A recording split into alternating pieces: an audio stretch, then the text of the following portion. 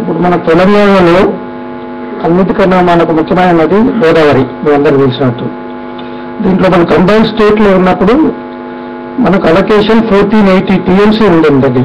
మనకు ఏది total Godavari రివర్లో AP స్టేట్గా మన కంబైన్ స్టేట్ ఉన్నప్పుడు మన అలొకేషన్ వాజ్ 1480 TMC. అంటే ఇప్పుడు మనం బ్రాడ్గా ఆలోచిస్తే ఇప్పుడు Andhra reason they are demanding for 550 TMC.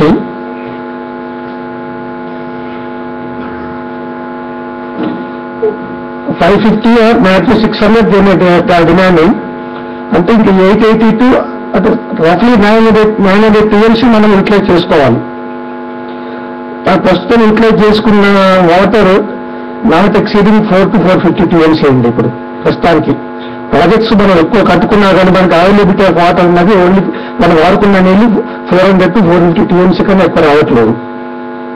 కాబట్టి మనం సుమారు 450 నుంచి 500 TMC మనం వాడుకోవాలంటే దీనికి సరైన ఓన్లీ లిఫ్ట్ ఇరిగేషన్స్.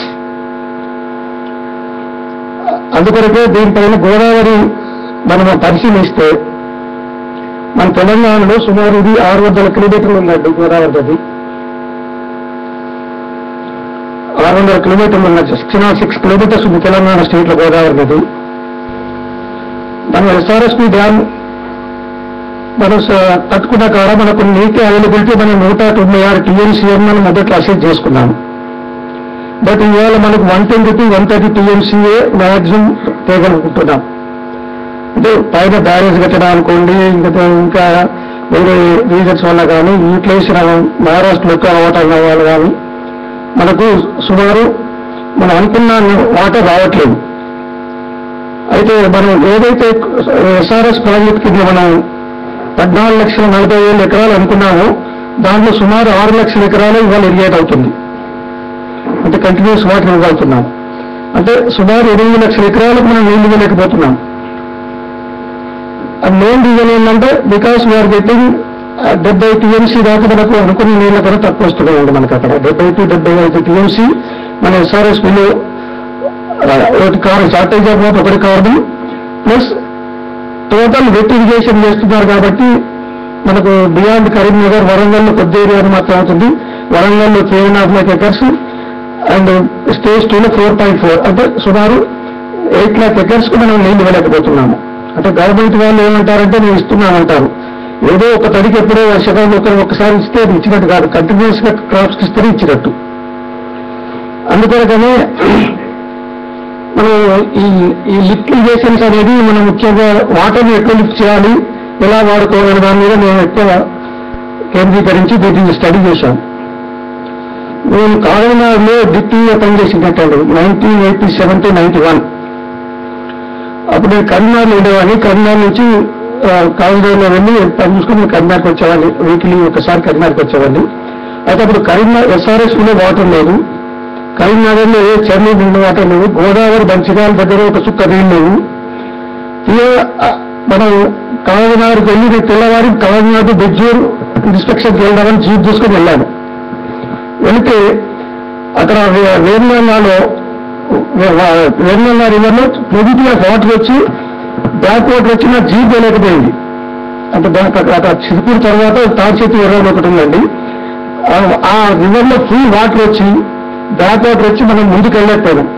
అంటే అప్పుడు నాకు థాట్ వచ్చింది, మరి ఇక్కడ నీళ్ళు ఇక్కడ పుష్కలంగా వాటర్ ఉంది, అది మరి ఈ ఏరియా లేదు, దీన్ని ఎందుకు డైవర్ట్ చేసుకోకూడదనే ఉద్దేశంలో అప్పుడు స్కీమ్ ఫార్ములేషన్ మీద అప్పటి నుంచి ఆలోచన వచ్చేసి దాన్ని ముందు చేస్తూ 2005లో దాన్ని స్కీమ్ ఫార్ములేట్ చేశాము. ఎలా చేశామంటే వార్దా వేణుగంగా రెండు మనం ఆదిలాబాద్ 9 దగ్గర కలుస్తాయండి.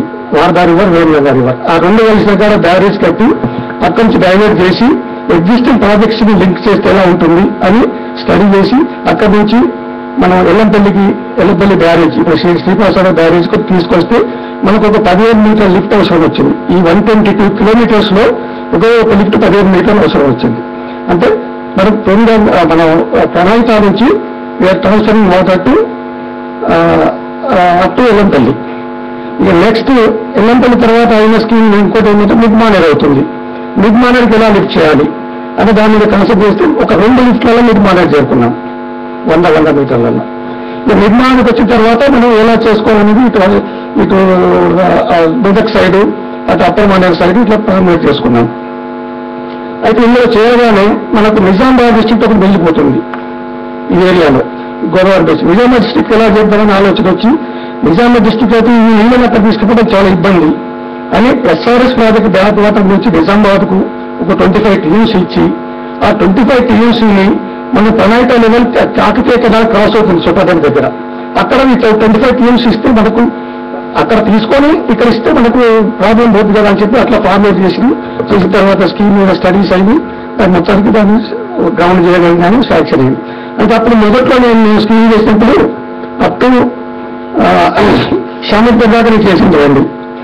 శ్యామపేట బియాండ్ అవసరం లేదని రాజశేఖర రెడ్డి గారు చేవెళ్ళ కావాలని మెసేజ్ చేశారు. దానివల్ల చేవెళ్ళ దాకా చేయడం జరిగింది. చేవెళ్ళ దాకా చేయడం జరిగింది. చేవెళ్ళ వరకు స్కీమ్ శాంక్షన్ ఇప్పుడు అది ఎగ్జిక్యూషన్ లో ఉందండి. ఇప్పుడు ఇలా చేసినా కానీ దాంట్లో మనం తీసుకుంటే 160 టీఎంసీ ఇంకా 350-400 టీఎంసీకి availability of water is there in Godavari. కాబట్టి ఫర్దర్ లిఫ్ట్స్ చేయాలనే ఉద్దేశంలో అక్కడ ఇంచంపల్లి గురించి ఆలోచించాం. ఇంచంపల్లి గురించి ఆలోచిస్తే ఇందులో మీకు ముఖ్యంగా చెప్పాల్సింది ఏంటంటే గోదావరిలో వాటర్ ఉంది, but water is plenty available after conference of Pranahita. Pranahita కన్నా ముందు మనకు వాటర్ అసలు ఇక ఉన్నదాన్ని మొత్తం వాడేస్తున్నాం అనుకోండి. ఇప్పుడు శ్రీపాద సాగర్ ఎగ్జిక్యూషన్ ఆపరేషన్కి వచ్చిన తర్వాత మనకు అప్ టు ప్రణహిత కాన్ఫరెన్స్ వరకు గోదావరి ఆల్మోస్ట్ ట్యాప్డ్. మనకు ఏమైనా వాటర్ ట్యాప్ చేయాలంటే only beyond Pranahita and beyond Pranahita. కాబట్టి ప్రణహిత స్కీమ్ ఒకటి ఫార్మేట్ చేసుకున్నాము. స్కీమ్ ఫార్మేట్ చేసుకున్న తర్వాత ఆ నీళ్ళు యూటిలైజ్ అవుతున్నాయి అనుకోండి. నెక్స్ట్ ఇక మనకి ఇంద్రావతి నుంచి కూడా మనకి బౌలాది కంట్రిబ్యూషన్ ఉంది.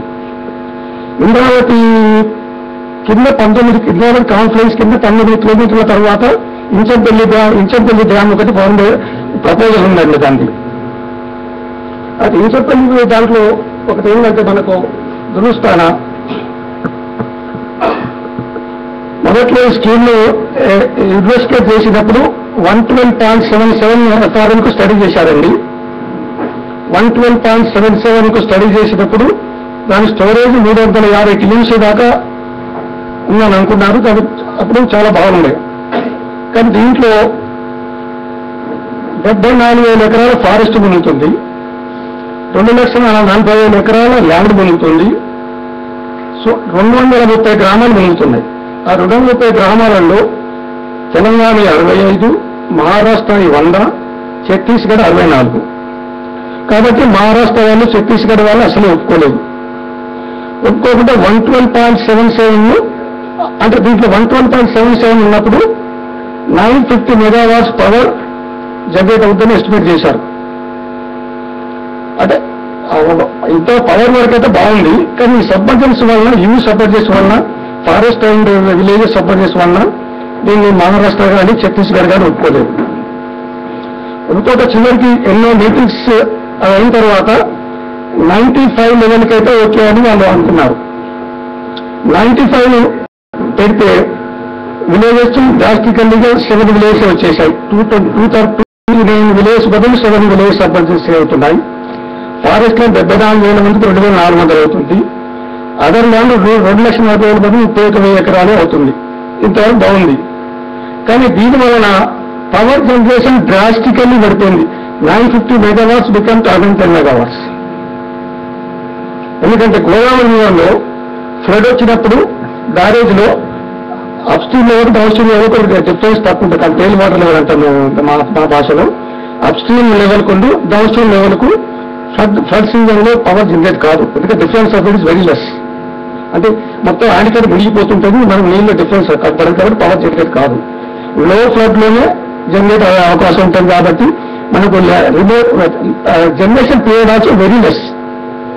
కాబట్టి ఓన్లీ హైడాన్ అయితేనే జనరేషన్ కెపాసిటీ ఉంటుంది. కాబట్టి అలాంటి అవకాశం లేదు. అండ్ ఆ 2 రాష్ట్రాలు ఒప్పుకోవట్లేదు. ఎందుకంటే ఇప్పుడు రాఘపేట గారు చెప్పినప్పుడు ఛత్తీస్గఢ్ పవర్ అవసరం లేదు, మహారాష్ట్ర కూడా సబ్మర్స్ ఉంది, వాళ్ళు కూడా పవర్ గురించి ఈ 100-200 మెగావాట్లతో వాళ్ళకు పెద్ద వచ్చేదేమీ లేదు. కాబట్టి వాళ్ళు ఒప్పుకోవట్లేదు. అప్పుడు మేము ఆలోచన అయితే దీంట్లో ఇంకోటి ఏముందంటే ఇంచెద్దలిలో మనకు 85 TMC అలొకేషన్ ఇచ్చారు యూటిలైజ్ చేసుకోమని. బట్ యూటిలైజేషన్కి అవకాశం లేదు, అంత ఫారెస్టే కాబట్టి ఇవన్నీ లిఫ్ట్ చేయాలి. గ్రావిటీ అనేది ఇంపాసిబుల్. ఎందుకంటే రైట్ సైడ్ వైల్డ్ శాంక్చురీ ఉంది, లెఫ్ట్ సైడ్ ఛత్తీస్గఢ్కి వెళ్ళాలి. ఛత్తీస్గఢ్ వెళ్ళిన తర్వాత ఒక 2 ఏరియాస్ ఇరిగేషన్ ఖమ్మం డిస్ట్రిక్ట్ లో ఉంది. ఆ 2 డిస్ట్రిక్ట్ లో కూడా ఇప్పుడు 2 మేజర్ ప్రాజెక్ట్స్ మోడుకుంట వాడు పాలన వాడు 2 ఫార్మేట్ చేశారు. ఆ గ్యాప్ కూడా ఇరిగేట్ అవుతుంది. కాబట్టి ఎంటైర్ ఫారెస్ట్ పోతుంది కాబట్టి ఫారెస్ట్ ఉంది కాబట్టి మనకు దీనిలో ఆయకట్టు గ్రావిటీ వచ్చే అవకాశం లేదు ముంచెద్దలిలో. కాబట్టి ఓన్లీ లిఫ్టింగ్ చేయాలి కాబట్టి దీన్ని వేరే ప్లేస్ లో కూడా లిఫ్ట్ చేసుకోవచ్చు అనే ఉద్దేశం మాకుంటే అదొకటి. ఇంకోటి రిజర్వేర్ కాస్ట్ లో ఒకవేళ ముంచెద్దలి మనం కట్టదలుచుకుంటే ఐస్ పవర్ జీడబ్ల్యూకి అమలు ప్రకారంగా మొత్తం ఆ ప్రాజెక్ట్ కాస్ట్ 78.1% తెలంగాణ పెట్టుకోవాలి, ఛత్తీస్గఢ్ 11.4% పెట్టుకోవాలి, మహారాష్ట్ర 10.5% పెట్టుకోవాలి. అంటే మనం సుమారు 80% కాస్ట్ మనం పెట్టుకోవాలి. 80% కాస్ట్ మనం పెట్టుకోవాలి. పవర్ షేరింగ్ ఎలా ఉందంటే ఛత్తీస్గఢ్ 38% ఇవ్వాలి, ఇక్కడ జనరేటర్ పవర్, మహారాష్ట్రకు 35% ఇవ్వాలి, తెలంగాణకు 27% తీసుకోవాలి. అంటే మొత్తం బ్యారేజ్ కాస్ట్ ఒక 3,000 కోట్లు ఉందనుకోండి, 2,400 కోట్లు మనం పెట్టి మనకు 110 మెగావాట్లలో 20% అంటే 30 మెగావాట్లు వస్తుంది. మనకు 30 మెగావాట్లు 2,400 కోట్లు పెట్టండి సమవేనా నెంబర్ 1. కాబట్టి ఇది మన స్టేట్ తరఫున తీసుకోవడానికి సమమైన ప్రాజెక్ట్ కాదు. అయితే దీన్ని ఆలోచించడం ఏం చేశారంటే దీనికి 29 కిలోమీటర్ల దిగువన కంటంపల్లి అనే ప్లేస్ లో ఒక బ్యారేజీ సైట్ చూసి అక్కడ బ్యారేజ్ ఇక్కడ 95 లెవెల్ అయితే అక్కడ 85 ఎఫ్ఆర్ 10 మీటర్ డిఫరెన్స్ తోటి మేము ఫార్ములేట్ చేశాము. అక్కడ బోత్ ఫ్లాంక్స్ ఆర్ తెలంగాణ, అటు ఖమ్మం ఇటు Warangal. Submergence of Chhattisgarh Maharashtra above river level నెల్ అంటే ఒక్క విలేజ్ ఒకటి కాదు, వాళ్ళ ఏరియా సబ్మర్జెన్స్ ఇంటర్స్టేట్ ప్రాజెక్ట్ కాదు. కాబట్టి అక్కడ టోటల్ పవర్ జనరేషన్ మనదే. అక్కడ 250 మెగావాట్స్ అని జనుకోవాలని చెప్పారు. 250 to 300 మెగావాట్స్ అని అప్పుడు ఎస్టిమేట్ చేసుకున్నారు. రఫీ 250 300 మెగావాట్స్ జనరేట్ అవుతుంది. అక్కడ జనరేట్ అయితే అది టోటల్ టు తెలంగాణ స్టేట్. అంటే అక్కడి నుంచి మనం ఇక్కడ 95 చేసినా లిఫ్ట్ చేయాలి, అక్కడ 85 చేసినా లిఫ్ట్ చేయాలి. అంటే ఓన్లీ 10 మీటర్స్ డిఫరెన్స్ తోటి ఆ ప్రాజెక్ట్ మనదైపోయింది. ఇక్కడ కొత్త ప్రాజెక్ట్ అయిపోతుంది ఇంచెద్దలి కడితే. ఇంచెద్దలిలో మొత్తం వాళ్ళకు అక్కడి నుంచి వాళ్ళు కూడా లిఫ్ట్ చేసుకునే అవకాశం ఉంది ఒకవేళ వాళ్ళు చేయదలుచుకుంటే. కాబట్టి దీంట్లో ఇంకొక ఎలిమెంట్ ఏంటంటే కట్టంపల్లి గంటంలో దేవాదులకు మనకు బ్యాక్ వాటర్ వస్తుంది. దేవాదుల ఇప్పుడు రివర్ బేస్డ్ ప్రాజెక్ట్ పెట్టారు. అక్కడ మనకు వాటర్ లేదు. ఆ వాటర్ రివర్ ఫ్లో అయినప్పుడే వాటర్ ఉంటుంది. ఇది మనకు కంటంపల్లి కడితే మీరు అక్కడ ఎప్పుడు 15-20 మీటర్ల నీళ్లు ఉంటాయి దేవాదుల ఇంటెక్ దగ్గర. కాబట్టి దేవాదుల మేము 60 రోజులు నప్పచ్చు, అదొక అడ్వాంటేజ్. కాబట్టి కంటంపల్లిని మేము పోస్ట్ చేశాము, గవర్నమెంట్ ఒప్పుకుంది, స్టేజ్ 1 క్లియరెన్స్ ఇచ్చారు. స్టేజ్ 1 అంటే ఒక 50 TMC lift from Kantampalli to SRS project BBM 38 దగ్గర లిఫ్ట్ చేస్తే సుమారు 7 లక్షల ఎకరాలకు స్టెబిలైజ్ అవుతున్న ఉద్దేశంలో ఆ ప్రాజెక్ట్ క్లియరెన్స్ ఇవ్వడం జరిగింది. అండ్ బ్యారేజ్ కూడా టెండర్ అయిపోయింది, ఇంకా వర్క్ స్టార్ట్ కాలేదు. That is the stage. ఇప్పుడు ఈ పరిస్థితులలో ముంచెద్దలి అనేది మనం గవర్నమెంట్ తరఫున తీసుకోవడానికి అవకాశం చాలా తక్కువ ఉంది. బట్ ఈ మధ్యలో ఒక ప్రైవేట్ కంపెనీ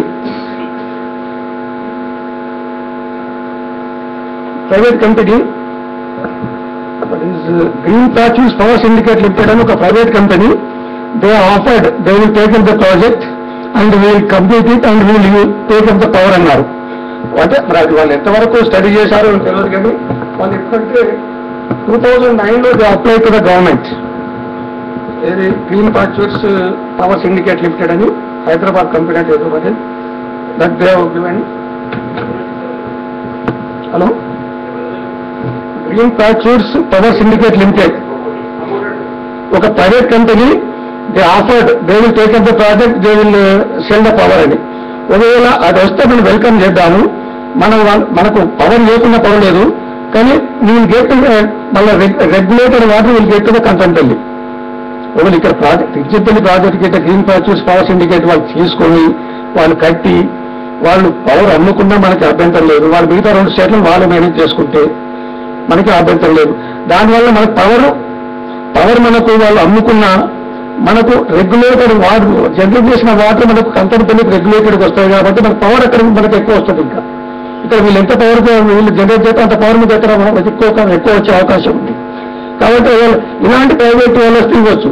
కానీ గవర్నమెంట్ తరఫున టేకప్ చేసి మనం పవర్ అమ్ముకుంటే మన పవర్ దగ్గర వచ్చేది చాలా 27% కాబట్టి జనరేటర్ పవర్లో మనకు తెలంగాణకు ఎలాంటి లాభం లేదు. దీనివల్ల no gravity irrigation at all, no gravity irrigation, only lifting. అదే లిఫ్ట్కి అక్కడ బదులు ఇచ్చేపల్లి మనం కంతనపల్లి లిఫ్ట్ చేసుకుంటున్నాము. కాబట్టి that purpose we're making with Kanthanapalli.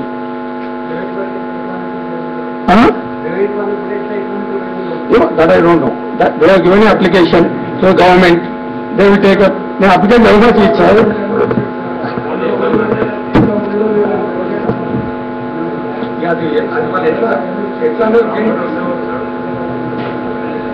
Implementation of Inchepalli model project under public funding. Wala reading sir. Implementation of Inchepalli bypass project under public funding without any government commitment. Implementation of Inchepalli multi-purpose project under public funding without any government commitment in coordination with other connected states. Request for clearance అని AP Andhra chief minister ఏపీకి ఇచ్చారు. అప్పుడు ఒక letter ఎప్పుడంటే ఇది 3rd June 2009లో ఇచ్చారు. అప్పుడు ఎవరండి పేరు రాయలేదు. 2009 అంటే మీరు దోషి కోరుకుంటారు.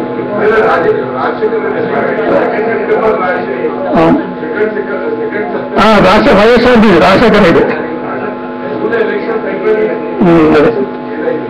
3rd June 2009లో ఇచ్చారండి. ఇది ఇంకా అంటే చెప్తా ఇలాంటి వాళ్ళు వస్తే ఇవ్వచ్చు. కానీ గవర్నమెంట్ తరఫున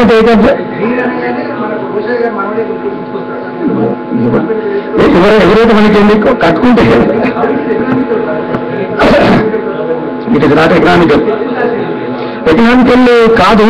మరి గివెన్ అప్లికేషన్ క్లియరెన్స్ అంటే without any station you can give clearance ఇక్కడ టేకప్ ద ప్రాజెక్ట్ అనవచ్చు మనం.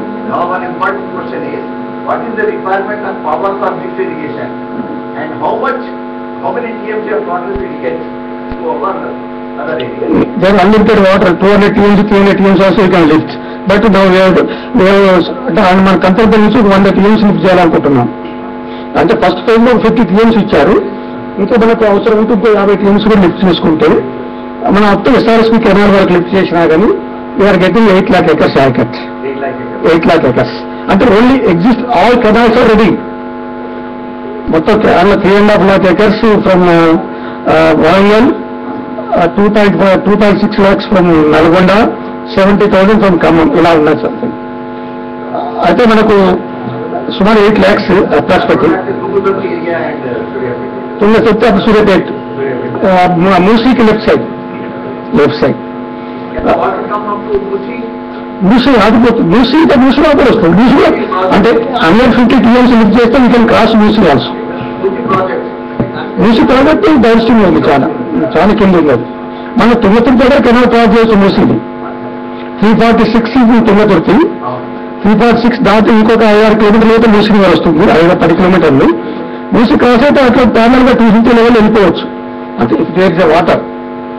కానీ ఇప్పుడు దీన్ని ఇలా జరుగుతుంది. కానీ గోదావరిలో ఇప్పుడు మనం ఎలాంటి నీళ్లు తీసుకోవాలన్నా లిఫ్ట్ ఇరిగేషన్ సరిగ్గా ఇప్పుడు major projects are exhausted. Main irrigation ఇప్పుడు మనకి అబౌట్ 180 TMC అలొకేషన్ ఉంది. అలొకేషన్ అంటే యూ కెన్ యూటిలైజ్. దానికి మనకి ఇప్పుడు government has taken up for improvement of the irrigation. Will see how best it can utilize 180 TMC utilize చేస్తే best. 180 TMC existing మనం now we're able to utilize only 450 TMC వరకు utilize చేస్తున్నాం Godavari water.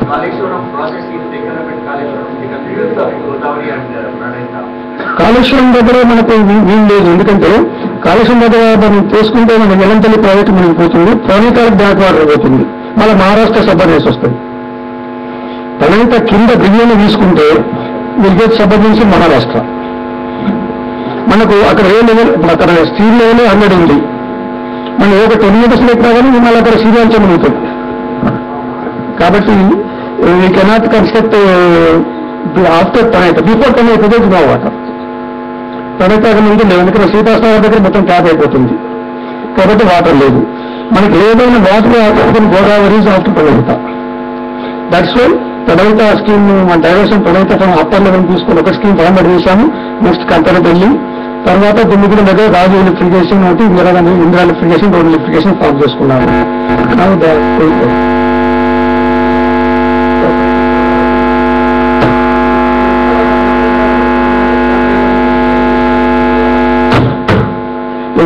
Because there is no chance of forming big reservoirs. Either